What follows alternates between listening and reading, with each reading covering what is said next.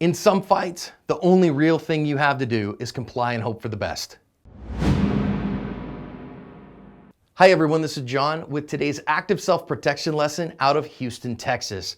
Here we're going to see a woman who is going to be ambushed in her apartment complex parking lot by a group of thieves. And we're going to learn important lessons here about the danger of transitional spaces, about the importance of awareness, and about using compliance as a tool when you have no other options. So this group of young guys is just walking down the street here in their apartment complex, and they kind of stop, and this looks normal so far, but look in the top right, we're gonna see our intended victim come out and kind of take a look at them and then put her headphones on and start bebopping to her music. And when she does, one of them puts a mask on, and we're gonna see him here down in the bottom left here. He is gonna come up and grab her around the neck and stick a gun to her head. Now, she gratefully just submits when she sees one of the other ones come along, and she complies with what they want, and they're gonna take her headphones off her and rummage through her purse a little bit and grab the tablet, and then they are all gonna run off. So these four guys, two of them were looking as lookouts, two of them assaulted her, and then thankfully all they wanted was her tablet, and then she is gonna start walking back to her apartment,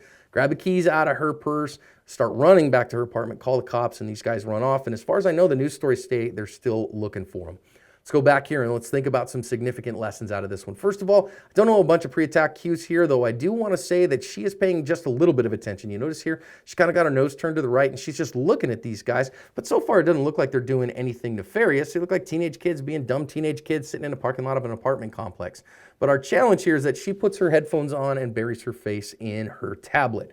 Now, when you're in a transitional space, when you're in any kind of public area, you want to make sure that you have some awareness. I tell people all the time, maybe one headphone in is okay, but multiples is not, and putting your head down like this to look down at your tablet is not. If she hadn't, then she might have been able to hear these guys coming after her and been able to look and see, holy cow, man, this guy has a mask on his face. So this kid's put a mask on his face, even though she's already turned and looked at him, which tells you that, armed robbers are not the smartest tools in the shed.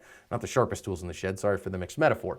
Now, as he comes and gets a hold of her, one of the things that you notice is that's her first inclination that something was wrong. Because she wasn't aware, then she got to know that an attack was coming when the arm was around her neck and there is a gun at her head. That is not the time you want to be aware of an attack. Now, she turns into him, but he's able to keep around her. And again, now she's got a gun to her head. And I think that a lot of people in a lot of self-defense systems, they deal with that choke, but they don't deal with the choke with a gun in the other hand. So in your martial arts training, in your empty-handed skills and your combatives, make sure that you work on some of that as well. By the time that maybe she could have done anything, then he's got a second attacker here, and I don't know that she could have done anything after that first few minutes. And so therefore, compliance is not a bad strategy here. Thankfully, they didn't want anything more than her stuff, and then they're gonna just run off. Now, finally, I do wanna say, you notice her kind of mosey off.